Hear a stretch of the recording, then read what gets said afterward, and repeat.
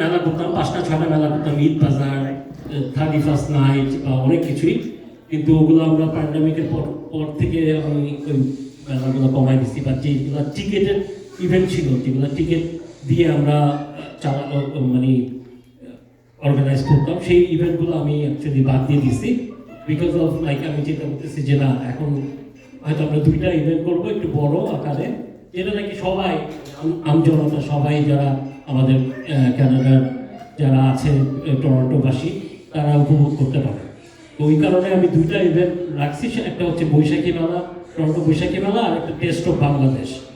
Test of Bangladesh আমাদের শুরু হয়েছে 2019-এ, গত 6 বছর ধরে আমরা করতেছি। তো সেই বৈশাখী মেলা, যেটা টরন্টো বৈশাখী মেলার ওইটার র্যাশ ধরেই এই অনুষ্ঠানটা। ব্যাপারটা হচ্ছে যে টরন্টো বৈশাখী মেলা আমরা করতাম মে মাসে অ্যারাউন্ড, আমি ড্যান্টোনিয়া পার্কে করছি, ওকরিজ পার্কে করছি, টেলর ক্রিক পার্কে করা হয়েছে আউটডোরই। কিন্তু প্রতিবারই আমাদের মানে দেখা গেছে যে ওয়েদারের একটা বিশাল একটা বাধা বিঘ্ন হইতে হয়েছে। তো সেইখানে এই জন্য আমরা এই বছর চিন্তা করছিলাম যে আমরা এই বছর আমরা তাহলে একটু লেট করে করবো, সামারে যেখানে অ্যারাউন্ড আমরা হয়তো জুনের দিকে করবো। তো জুনের দিকে যখন আমরা ডেট পেলাম, তখন আমার কাছে মনে হচ্ছে যে এপ্রিলের বৈশাখ জুনে আনা টেনে ইটস লাইক সাউন্ড একটু এরকম লাগে। ওই কারণে আমি পরে আমরা চিন্তা করছি যে আমরা যারা আছি কমিটি, যারা সবার সাথে কথা বলতে আমরা একটা ডিসিশনে আসছি যে ঠিক আছে, আমরা এই নামটা একটু অন্যরকম করে করি, বাট এটা সেম সেই বৈশাখী মেলারই একটা নাম থাকলে চেঞ্জ করা। তো বাংলাদেশ কার্নিভাল শুরু হলো।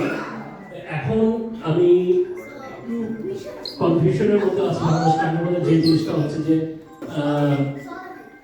it's going to be a নতুন প্লেস, বাট অনেক বড় একটা লোকেশন, যেখানে আমরা অনেক বাঙালি একসাথে এই অনুষ্ঠানটা উপভোগ করতে পারবো। অনেক কিছু আমাদের আয়োজন আছে এই অনুষ্ঠানে, যেমন 100-র উপরে আমাদের ভ্যান্ডাল আমরা আশা করতেছি যে এই অনুষ্ঠানে আপনারা পাবেন খাওয়ার স্টল, বিভিন্ন টাইপের খাওয়ার stall, ice cream truck, food trucks, তারপর আপনার হরেক রকম কাপড় চোপড়ের জুয়েলারির দোকান।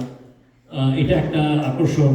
সেকেন্ড আকর্ষণ আমাদের লাইক কিডস জোন আছে, একটা কিডস জোন আমরা করতেছি, যেখানে নাকি বাচ্চাদের ফ্রি রাইডসগুলো থাকবে, সবসময় থাকে। মানে এবার একটু আমরা ভিন্ন আকারে করতে চাচ্ছি, বেশি পরিমাণে করতে চাচ্ছি, যাতে বেশি বাচ্চারা উপভোগ করতে পারে। থার্ডলি, আমাদের বাংলাদেশ থেকে অনেক অনেক জনপ্রিয় শিল্পী, এই যুগের ক্রেজ কর্নিয়া, ও আসতেছে। ও অ্যাকচুয়ালি আমাদের মাঝেই আছে, ও এখন আসতেছে, চলে আসবে। তো সে এখানে আছে। তারপরে আরজিন কামাল, হি ইজ ডুইং অসম, সেও খুব ভালো একটা সিঙ্গার, সেও আমাদের মাঝে থাকবে এই অনুষ্ঠানে। তারপর ফোক কুইন বলা চলে, যে আমাদের নর্থ আমেরিকার ফোক কুইন বলতে পারি আমরা, Chumki. So she is very good with folk and other song two.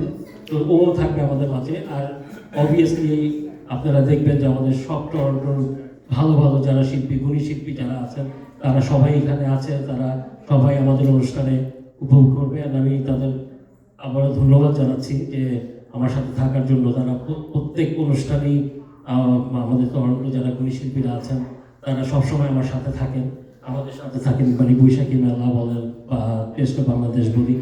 So I really thank. আর আমাদের মধ্যে আরেকটা অ্যানাউন্সমেন্ট আছে, হয়তো আমি ওইটা পরে দিব। আগে আমরা আমাদের যারা আমাদের কনভেনার, আমাদের টাইটেল স্পন্সর যারা আছে, তাদের কিছু কথা শুনি, অ্যান্ড দেন আমার একটা এক্সাইটমেন্ট নিউজ আছে, এটা হয়তো আমি একটু পরে দিব আর কি।